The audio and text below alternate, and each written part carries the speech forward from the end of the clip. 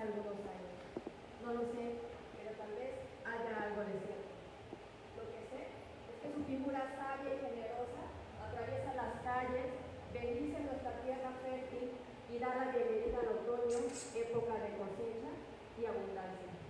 Buenas tardes a todas y a todos. A nombre del Instituto Veracruzano de la Cultura y del equipo que ha hecho posible este coloquio de traducción San Jerónimo 2021, les doy la más cordial bienvenida a este recinto que hoy, 30 de septiembre, está festejando, junto con el pueblo, a nuestro patrono San Jerónimo. Agradezco la presencia de Silvia Alejandra Prado, directora general del Instituto Veracruzano de la Cultura, de Miguel Pineda, fundador y editor de Aquelarre Ediciones, de José Miguel Barajas, traductor y gestor de eventos y de promoción de la Asociación Mexicana de Traductores Literarios. Agradezco la presencia de Norma Angélica Cuevas, directora del Instituto de Investigaciones Lingüístico-Literarias, y de Pablo Sol Mora,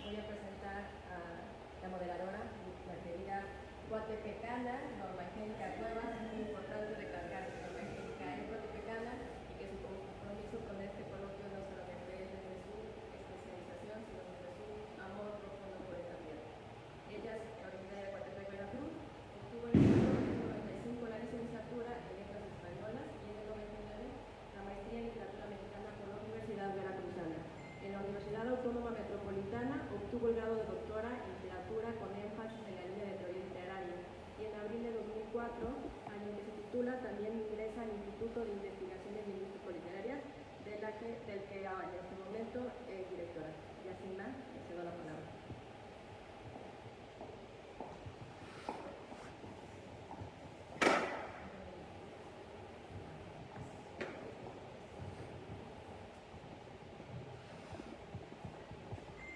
Muchísimas gracias, bienvenidos todos. Pues esta es una celebración, como ya se escucha, ¿verdad? Adentro y afuera de esta sala. Pues es un gusto estar en esta casa emblemática para nosotros, ¿no? La Casa de la Cultura de Coatepec. Doble gusto porque nos rodea efectivamente una espléndida exposición fotográfica de aves, colores que vuelan, de la autoría de Rafael Ruiz. Que se agradece doblemente, ¿no?, estar aquí. Y bueno, yo voy a presentarles a quien va a abrir este coloquio, que es el doctor Pablo Sol. Pablo Sol es, sobre todo, crítico literario y es, como ya dijo Alejandra Méndez, a quien agradecemos que nos haya invitado, que nos haya incluido en este programa, es investigador del Instituto de Investigación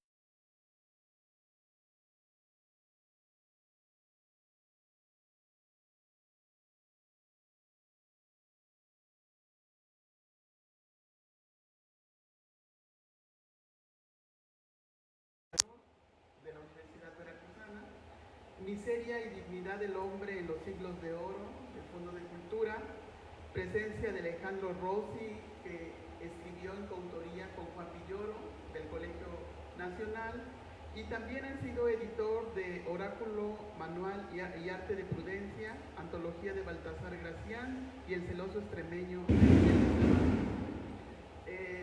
Esos son algunos de sus títulos más importantes, pero yo quisiera recomendarles una versión de Pablo que me parece muy amable, que puede estar como una línea sugerente de lectura para ustedes, que es lo que escribe en su revista, que además dirige, que es Criticismo, y su más reciente colaboración en la revista Letras Libres, que es un rincón para un leedor, las memorias de un leedor, que se abrió con un comentario de una lectura de la infancia de Alicia para niños, y la más reciente, que es sobre el Quijote.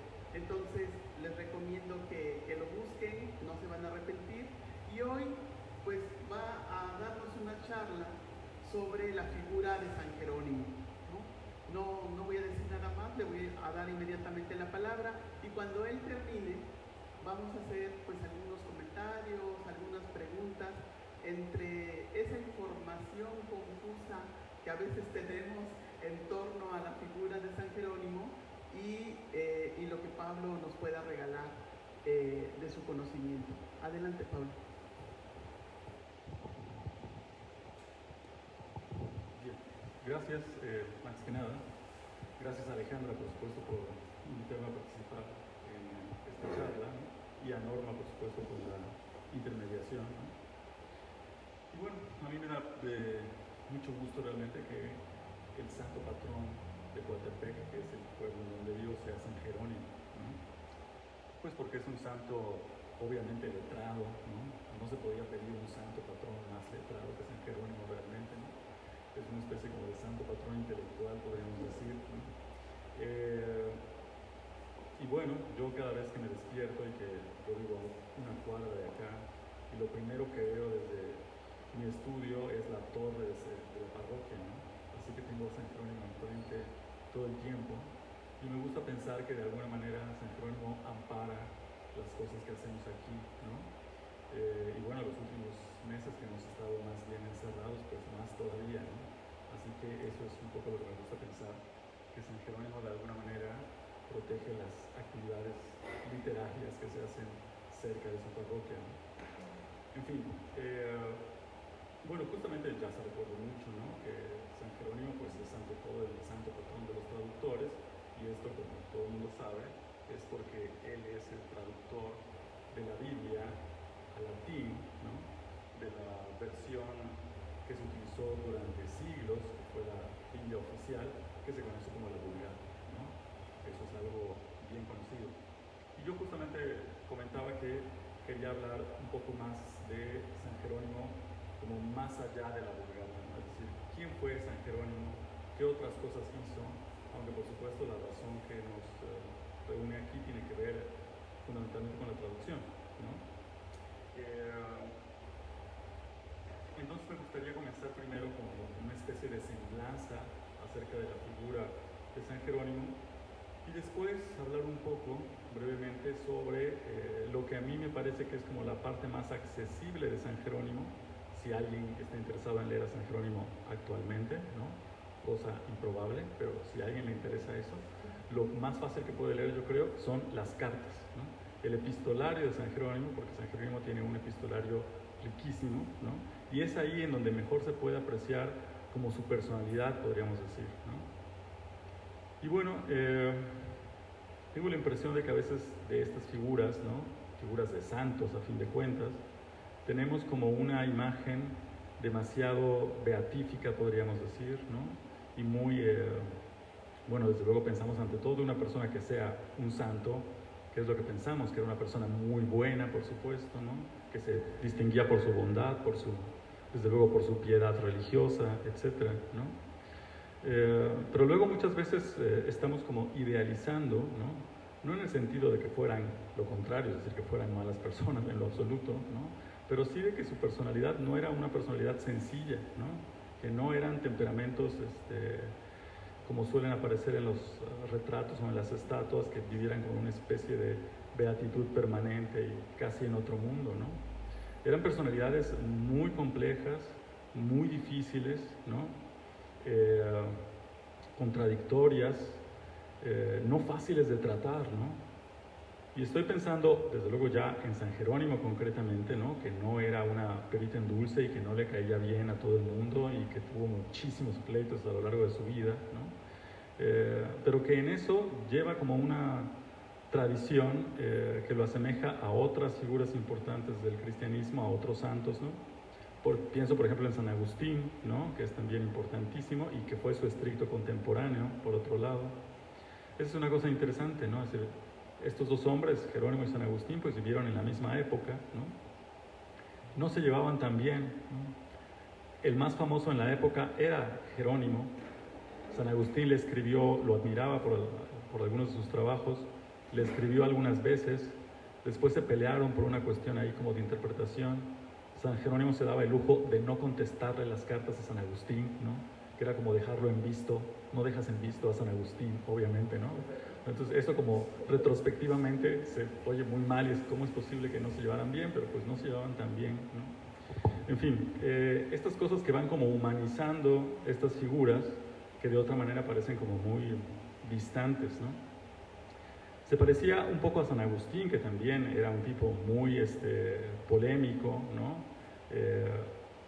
Y ambos se parecían mucho al responsable de todo esto, que fue seguramente San Pablo, ¿no? Los dos eran paulinos a más no poder, ¿no? Y compartían con el apóstol también el hecho de que tenían personalidades bastante complejas y bastante polémicas y bastante peleoneras en algunos sentidos, ¿no? Bastante radicales, podríamos decir.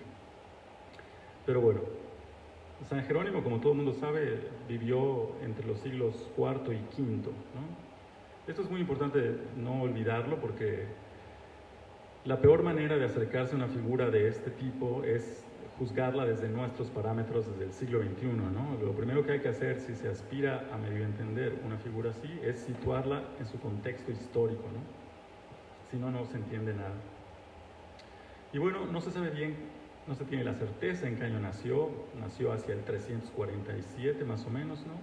En un lugar que está en lo que actualmente es entre Eslovenia y Croacia, por ahí, ¿no? Pero sí se tiene muy segura la fecha de su muerte, ¿no? Bueno, el año a veces había un poco de debate si 419 o 420, pero digamos que 420, y eso sí, el 30 de septiembre, ¿no? Así que justo hoy se cumplen 1601 años de la muerte de San Jerónimo, ¿no? Entonces eso es lo que no hay que olvidar nunca, ¿no? Los 1601 años que nos separan de este personaje, ¿no? Y bueno, San Jerónimo pertenece obviamente a los primeros tiempos del cristianismo, porque los siglos IV y V pues siguen siendo los primeros tiempos del cristianismo, ¿no? Y eso significa dos cosas principalmente, ¿no? Una, que es un tiempo en que hay todavía muchas polémicas acerca de la doctrina cristiana católica, ¿no? Es decir, ¿qué vamos a creer realmente? Es una cosa que todavía no está como muy establecida, ¿no? Y entonces hay muchas discusiones, polémicas feroces entre, bueno, cuáles realmente son los artículos de fe, cómo los vamos a entender, qué vamos a creer, ¿no? Y hay ahí como una línea muy delgada entre lo que se cree de manera ortodoxa y la herejía, ¿no? Porque con una opinión que se apartara un poco podías caer muy fácilmente en esto, ¿no? Y el ortodoxo de hoy es el hereje de mañana, y entonces ese tipo de cosas eran muy conflictivas. Eso por un lado. Desde luego, San Jerónimo pertenece al periodo que se conoce como la patrología, ¿no? La patrística, mejor dicho, que es el periodo de los padres de la Iglesia, que va más o menos como desde el siglo I hasta el siglo VII, VIII, ¿no? Que es, pues son como los siglos en los que se va fijando la doctrina cristiana, ¿no? Entonces, por un lado eso, la inestabilidad, digamos, doctrinal que hay. Y por otro lado, y esto es tal vez más importante, ¿no? Es como el ardor religioso que hay en esta época, ¿no? En el caso de San Jerónimo, sobre todo el ardor ascético también, ¿no? Con el paso de los siglos, pues el fervor del cristianismo quizás se ha diluido un poco, ¿no? E incluso un creyente contemporáneo no necesariamente mantiene sus opiniones o sus creencias con tanto fervor, digamos, y con tanto ardor como en los primeros siglos, ¿no? Pero en los primeros siglos, pensemos en el cristianismo de las catacumbas y esto es una cosa que se toman muy en serio, pero extremadamente en serio, ¿no? Quizá nos cuesta trabajo a nosotros imaginar la seriedad con que se toman esto, ¿no? Entonces, no es una cosa que haces nada más a la que le dedicas un tiempo los domingos y se acabó, ¿no? Es realmente como una forma de vida que impregna todo, ¿no? Y eso a veces es difícil de comprender, ¿no? Pero San Jerónimo encarna muy bien este ardor evangélico, ¿no? San Jerónimo pertenecía ya a una familia cristiana, es decir, sus padres eran cristianos, ¿no? De una familia como más o menos acomodada, podríamos decir, ¿no? Y tuvo la educación típica que tenía un niño joven de su clase en su época, es decir, una educación muy clásica en el sentido de estudiar los autores griegos y latinos, ¿no? Es como la primera ambición de San Jerónimo, igual que la de San Agustín, ¿no? Era ser como un gran retórico, ¿no? Y eso es lo que estudia con los mejores maestros latinos de su época, retórica, es decir, el arte de la persuasión, ¿no? Que se estudiaba en los grandes oradores y en los manuales de oratoria, ¿no? Quintiliano, Cicerón, todo esto, ¿no? Estudió también filosofía clásica, ¿no? Es decir, pagana, ¿no? Y a partir de aquí se empieza como a originar el que va a ser el principal conflicto de San Jerónimo y que fue el principal conflicto de buena parte de los primeros pensadores cristianos, Agustín incluido, que es, por un lado, tu formación es completamente clásica, griega y latina, o sea, pagana, ¿no? Y por otro lado, tu fe es la nueva fe, que es la fe cristiana, ¿no? Y entonces, ¿cómo le haces para conciliar esas dos cosas? Ese es un conflicto que ninguno de los primeros pensadores cristianos quizá acaba por resolver del todo, ¿no? O sea, siempre va a ser como un motivo de conflicto interno. Por un lado, el gusto que tienen por los autores clásicos, ¿no? Y por otro lado, intentar reconciliar eso con su fe cristiana. Entonces, después de que terminó estos como primeros años de preparación, San Jerónimo empezó a hacer como una especie de carrera civil, podríamos decir, en la administración romana, pero pronto la dejó y fue a buscar una vida monástica, ¿no? Y esto es como uno de los momentos más importantes en la vida de San Jerónimo, ¿no? Porque fue a buscarla a las fuentes, ¿no? Y las fuentes estaban en Oriente, obviamente. Entonces se fue a Antioquía, que está en donde actualmente está Turquía, ¿no? Para llevar una vida monacal y una vida ascética, ¿no? Esto es también una cosa que quizá nos cuesta un poco de trabajo entender a nosotros, que es como la atracción que ejercía el monacato para un cristiano de los primeros siglos, ¿no? que tú podías llevar una vida, digamos, secular o laica, diríamos hoy, y al mismo tiempo ser cristiano, ¿no? Pero si te ibas a tomar eso realmente en serio, lo que te iba a traer iba a ser justamente el monacato y la vida ascética, ¿no? Y ese fue como el llamado que sintió San Jerónimo, ¿no? Y entonces se fue ahí y llevó una vida realmente de eremita durante algún tiempo, ¿no? De ermitaño, ¿no? Vivía literalmente en una cueva, ayunaba todos los días, bebía solo agua, es decir, realmente una vida extrema, ¿no? Todo el mundo ha visto los cuadros de San Jerónimo, ¿no? La iconografía de San Jerónimo, que es conocida, generalmente sale o bien en una escena como de estudio, traduciendo obviamente la Biblia o leyendo, ¿no? Con la vestimenta roja cardenalicia y el león a un lado, ¿no? Que son sus elementos iconográficos más conocidos. Pero luego está la otra tradición que lo representa siempre como un eremita haciendo ayuno, ¿no? En una cueva, ¿no?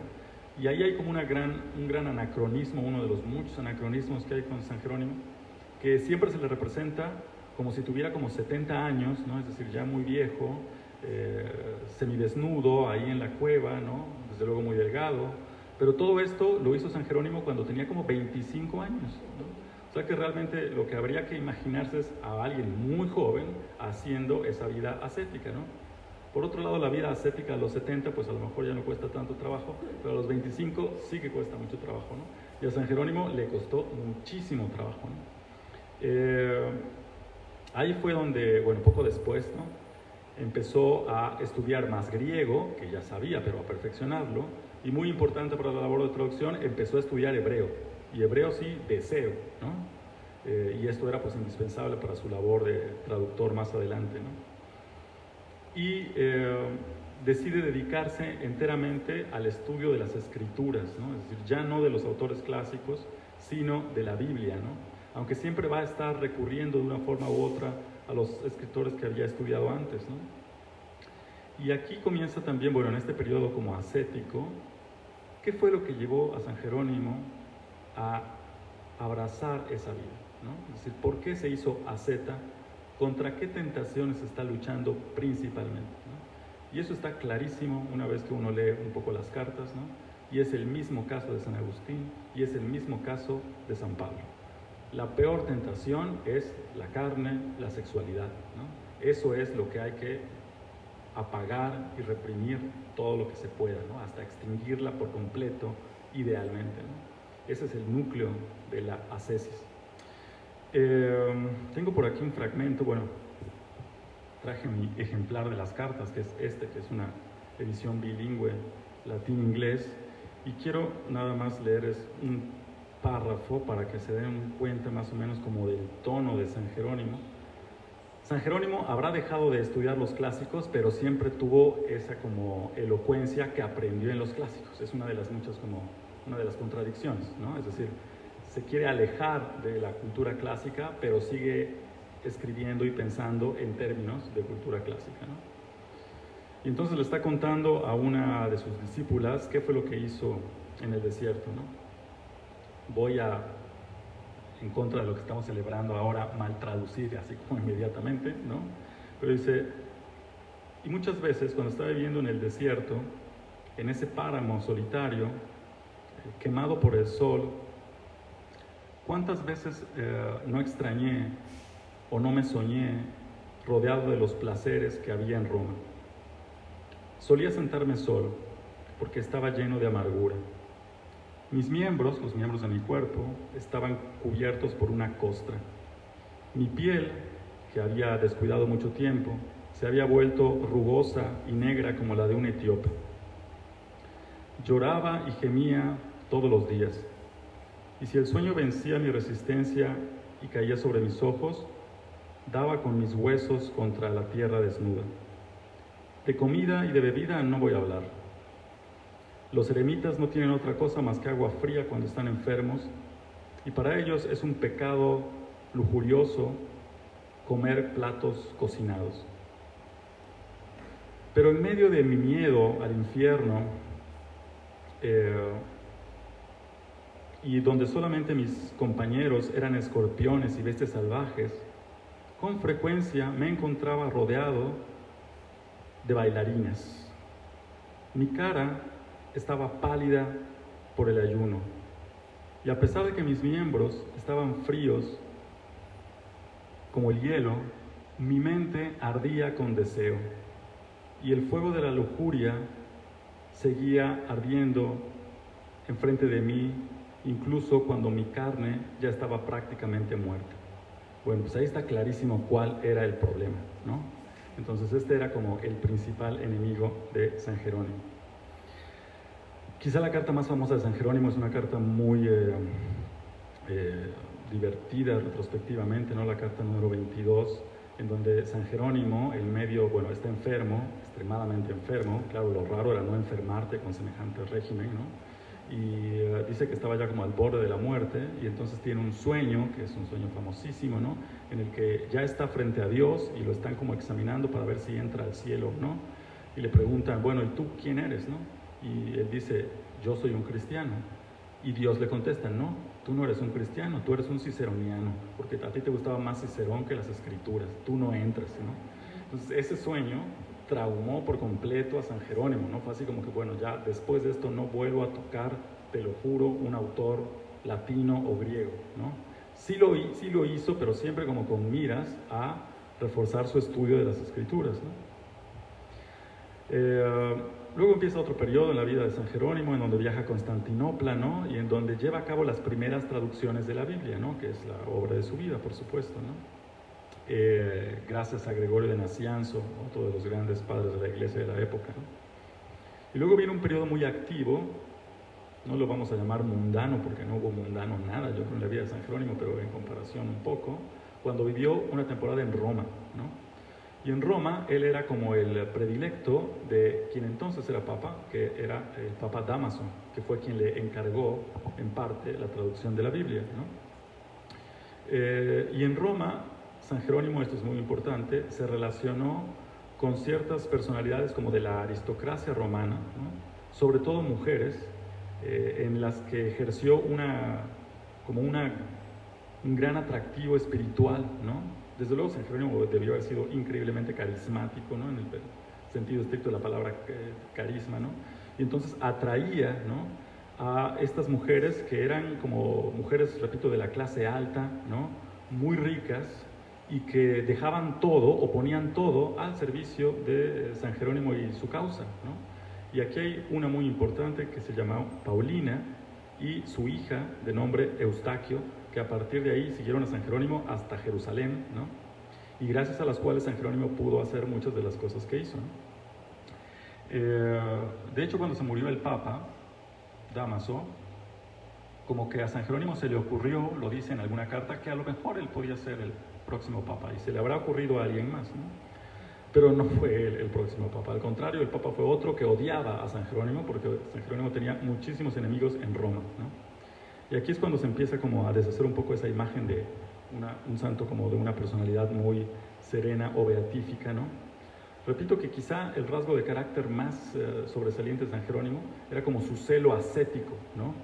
Y entonces todo el tiempo le estaba reprochando a otros miembros de la comunidad, ¿no?, en Roma, lo que hacían mal, ¿no? Así como, ustedes no deberían hacer esto, ustedes deberían ayunar más, ustedes no deberían emborracharse, ustedes no deberían beber, ustedes... No era un personaje popular, obviamente, entonces lo odiaba media Roma, naturalmente, ¿no? Y cuando se murió su protector, pues él básicamente tuvo que salir de ahí, ¿no? Luego, para colmo, San Jerónimo tenía como un gran genio satírico, ¿no? No era nada más que criticara a los demás, sino que se burlaba muy hábilmente, en términos literarios, de ellos, ¿no? Eso también lo aprendió, por supuesto, leyendo autores clásicos, ¿no? Y la crítica se tolera mal, pero la burla se tolera todavía peor, ¿no? Entonces no era como la persona más popular de Roma, ni con quien quisieras estar mucho tiempo, ¿no? Así que se tuvo que ir, y se fue ahora sí a Jerusalén, a Tierra Santa, y ahí ya pasó el resto de su vida, ¿no? Ahí fundó varios monasterios para hombres y mujeres, gracias a los recursos que le habían aportado las mujeres romanas, ¿no? Entra en un periodo verdaderamente frenético, admirable, de actividad literaria y traductora, ¿no? Tiene muchas polémicas con los herejes de la época y muere pues el 30 de septiembre del 420, ¿no? Y desde ya en vida su autoridad está muy reconocida, por supuesto, ¿no? En el siglo XIII se le nombra uno de los 4 doctores de la Iglesia, ¿no? Los otros son San Agustín, el maestro de San Agustín, San Ambrosio y Gregorio Magno, ¿no? Y junto con ellos 3 es como los 4 doctores de la Iglesia latina. Pero bueno, ahora entonces me gustaría hablar un poco de las cartas, ¿no? Del epistolario. Todos los autores, los primeros padres de la Iglesia, tienen como modelo de escritura en latín, por supuesto, a Cicerón, ¿no? Y si escribes cartas, más todavía, porque Cicerón tiene un epistolario muy amplio con sus amigos, con su hermano, con medio mundo, ¿no? Y todos los latinistas de la época a lo que aspiran en términos literarios es a tener una colección de cartas que sea como la de Cicerón, ¿no? No es el modelo único, pero es el principal sin duda, ¿no? También está Séneca, que tenía muchas epístolas, también está Plinio, ¿no? Pero ese es el modelo que tiene San Jerónimo en mente, ¿no? Y aquí podemos ver muy bien, pues esto, como sus capacidades retóricas, ¿no?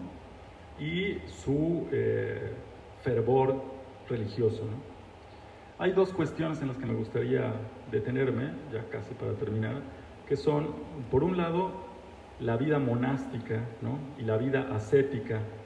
Tiene una carta, por ejemplo, que le escribe la 14 a un aspirante a asceta de nombre Heliodoro, en donde le dice qué es lo que tiene que hacer, ¿no? ¿Qué tienes que hacer si quieres llevar una vida ascética? Primero, abandonar a tu familia, ¿no? Esto de que para seguir a Cristo había que abandonar al padre y a la madre no era una metáfora, era en serio, lo tenías que hacer, ¿no? Y era lo que había hecho San Jerónimo, que había dejado a su familia, por supuesto, ¿no? Y era lo que exigía de sus monjes también, ¿no? Se tenía que vivir en soledad, ¿no? Por supuesto. Se tenía que combatir los principales pecados o tentaciones, que bueno, ya vimos, era por supuesto la lujuria, pero también la gula, por ejemplo, ¿no? O la avaricia. Había que castigar al cuerpo lo más que se pudiera, ¿no? Realmente los fragmentos de las cartas que describen las cosas con las que se laceraba a San Jerónimo son perturbadores, ¿no? Es decir, este odio al cuerpo es verdaderamente tremendo, ¿no? Uno se acuerda de la última línea de los ensayos de Montaigne cuando decía: y nuestra principal enfermedad es despreciar nuestro ser, ¿no? O nuestra condición. Bueno, pues San Jerónimo hizo muy bien eso, ¿no? Es verdaderamente un furor ascético el que nos encontramos acá. Sin embargo, hay cosas que, San Jerónimo, como San Agustín, como San Pablo, era un gran pedagogo, ¿no? Es decir, alguien que enseñaba, ¿no? Tiene una frase que me gusta mucho, que cuando le está hablando a alguien que aspira a ser un sacerdote, le dice: aprende para que puedas enseñar, ¿no? Esa es como la condición indispensable, desde luego. Esto ya es de otra carta, la 52, a un hombre llamado Nepociano, en donde más que dar consejos de cómo ser asceta o cómo ser un monje, le da consejos de cómo ser un sacerdote. Desde luego San Jerónimo era sacerdote, ¿no? Practica lo que predicas. Predica para buscar la lamentación, no el aplauso. Literalmente le dice: tienes que hacer que tu auditorio llore y se arrepienta, ¿no? Así como que esa es la tendencia que hay que seguir, ¿no? Desde luego, no bebas, ayuna, no cuentes chismes. Si San Jerónimo viera que su fiesta, lo de los arcos, es básicamente una borrachera colectiva de todo el pueblo impresionante, se vuelve a morir el pobre, porque estaba completamente en contra de esto, ¿no? Pero en fin. Otro asunto que le importaba mucho, y en eso también tiene una nota casi moderna, podríamos decir, es la educación de las mujeres, ¿no? Pensemos que esta es una época en que muchos pensadores cristianos, había una polémica en la época de si las mujeres podían llevar una vida consagrada o no. Y muchos pensadores cristianos decían: no pueden, ¿no? Pero otros, como San Jerónimo o San Ambrosio, decían: sí pueden, ¿no? Entonces esto, por supuesto, implicaba como una reevaluación del concepto de la mujer, ¿no? Pero si luego te pones a ver todo lo que le exigían a las mujeres por llevar vida consagrada, a lo mejor piensas: bueno, hubiera sido mejor que no les hicieran ese favor, quizá, ¿no? Porque no era nada sencillo el asunto, ¿no? Pero tiene toda una carta muy bonita a una de sus discípulas, ¿no? acerca de que ya consagró a su hija, cómo debe educar a la niña, ¿no? Está hablando de la educación de un niño, ¿no? Le dice, bueno, por supuesto que aprenda, primero tiene que aprender a leer, ¿no? Cosa que tampoco está como universalmente admitida en la época, ¿sí? ¿Para qué tienen que aprender a leer, no? Pero a ella le dice, ella tiene que aprender a leer, ¿no? ¿Sí? ¿Cómo va a aprender a leer? Le tienes que hacer como unos cubos de madera con las letras, ¿no? Y los tienes que mezclar y que forme palabras, consejos pedagógicos como muy prácticos, ¿no? Y esa es una de las mejores páginas, yo creo, de San Jerónimo, un poco contrario a lo que podríamos estar pensando con lo que he dicho hasta ahora. Dice, no la tienes que presionar demasiado, ¿no? No la obligues, no la castigues, deja que haga lo que ella quiera por su gusto, premia siempre una cosa cuando la haga bien, ¿no? Que conviva con otros niños, cosas que podrían estar en manuales de pedagogía actuales, ¿no? Eso es como muy notable, ¿no? Desde luego, que aprenda las escrituras, la Biblia, ¿no? Que estudie griego, que estudie latín, ¿no? Todo esto estaba supeditado, desde luego, a la consagración a la vida religiosa, cuya principal condición era la virginidad, por supuesto, ¿no? Ese es uno de los grandes temas de San Jerónimo, también habla mucho al respecto. En fin, yo creo que el legado principal de San Jerónimo, ¿no? Es que esta es una época en la que muchos pensadores cristianos apuestan por una fe completamente iletrada, digamos, ¿no? Abiertamente ignorante, que desprecia por completo cualquier tipo de esfuerzo literario intelectual, ¿no? Así como que eso no importa para la salvación es la fe y las obras, y nadie tiene que estudiar nada, ¿no? Básicamente, ni hombres ni mujeres, es decir, esto es una cuestión como de fe absoluta, ¿no? Y en cambio, San Jerónimo está en las antípodas de esto, ¿no? San Jerónimo es el que dice, no, las letras importan y hay que aprender a leer y hay que estudiar, ¿no?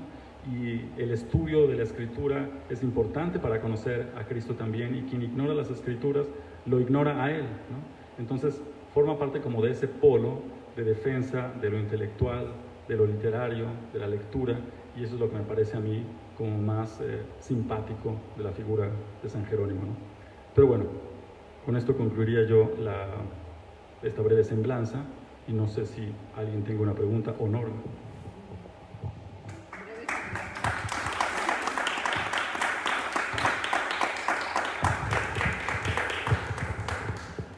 Pues excelente, siempre regalándonos una conferencia, una charla sobre esta figura que él llamó al principio un intelectual, según lo comprendemos ahora, ¿no? Y es una figura, pues como se acaban de dar cuenta, polémica, pero a mí me gustaría, Pablo, si pudieras un poquito platicar algo de cómo es entonces este proceso de este San Jerónimo que está en las cartas, que es un San Jerónimo ascético. Ya nos ubicaste en el contexto histórico, con una edad muy joven, etc. Y ese desplazamiento de que lo tengamos aquí en Coatepec como el patrono de los traductores, ¿no? Pero además acompañado de un león, ¿no? Con una Biblia, con un libro en la mano, que en algún tiempo, le comentaba yo en una reunión a Alejandra, y me parece que también a ti, Pablo, cuando yo estudié la doctrina aquí en Coatepec, nos hacían la excursión a la iglesia y nos los mostraban como el santo de los estudiantes, ¿no? Y quizá esta carta que tú acabas de recuperar un poco tenga que ver, ¿no?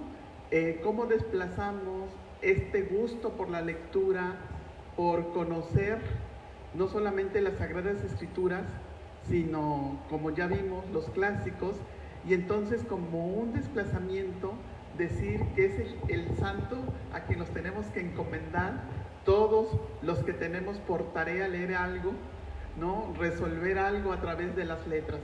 Entonces, un poquito eso.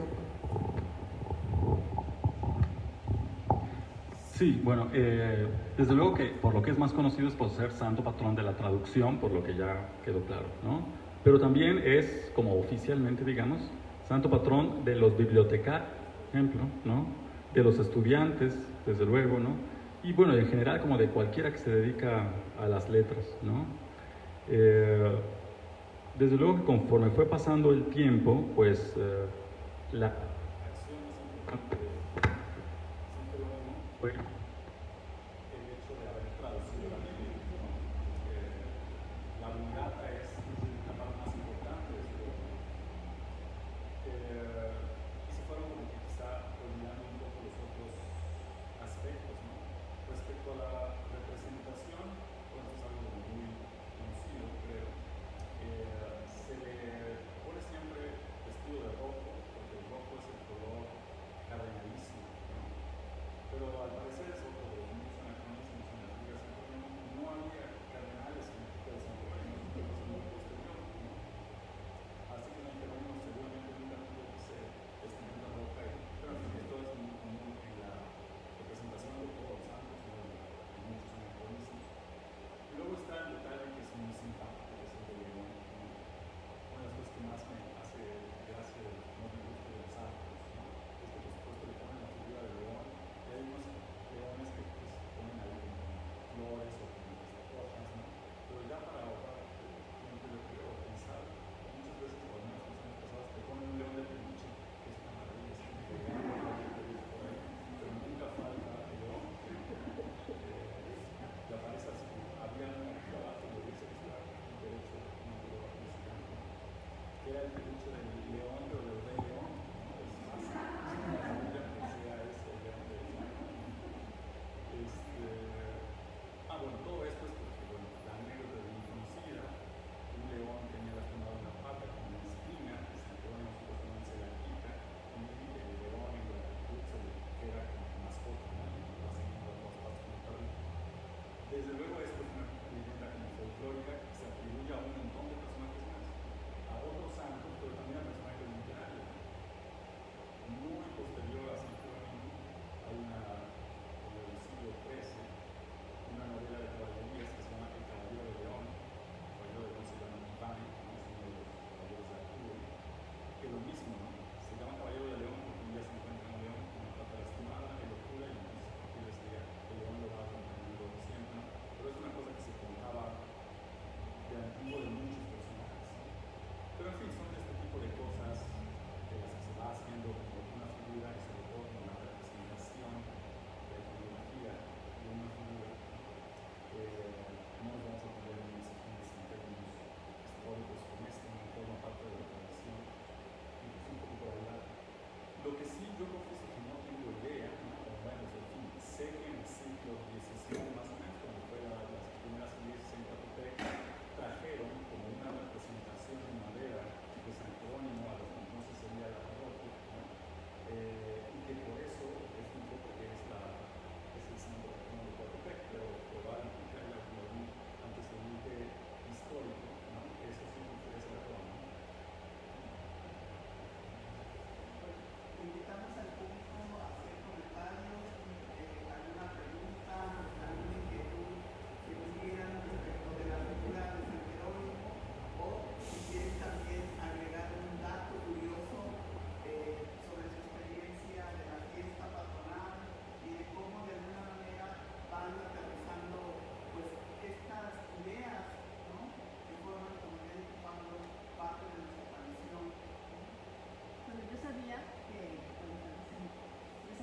San Jerónimo era nuestro patrono, pero como tenemos el Cerro de las Culebras, y la serpiente es una de las figuras más importantes en la sabiduría prehispánica, tendrían que traer a un miembro del catolicismo que representara lo mismo. Y entonces por eso habían traído a San Jerónimo Coatepec, para que pudiera darle combate a la emblemática figura de Quetzalcóatl, ¿no? La serpiente y la serpiente emplumada. Eso según lo que yo pregunté porque era nuestro patrono, porque también es algo curioso. Y entonces eso fue lo que me dijeron y así lo he contado, ¿no? Llega a Coatepec por eso, porque Coatepec está regido por la sabiduría, yo sí lo creo, desde antes de que llegara San Jerónimo. Es un pueblo mágico con una gran energía y una generosidad en en su tierra y en su ambiente. Por eso también tenemos el cerro de las culebras. Entonces era como para que le diera combate, pero bueno, seguimos teniendo nuestro cerro de las culebras, que tenemos ahora también en San Jerónimo para protección, como tú dices, Pablo, para aquellos que todos los días nos levantamos desde diferentes trincheras, defendiendo y aportando desde las letras, pues sin duda alguna una bendición tenerlo el patrón del Ecatepec. Bueno, creo que fue lo que Gracias. Muchas cosas. Como dato curioso, sí me nos ha hecho mucha gracia. Precisamente el león está en el atrio de la catedral, ¿no? Que es una cosa muy interesante. Y de ahí el desplazamiento, que para algunos San Jerónimo también sea un santo al que se tiene que rogar por el bienestar de los animales. Y sin hacer comercial, pues no falla el nombre de San Jerónimo para una clínica veterinaria. Claro, sí.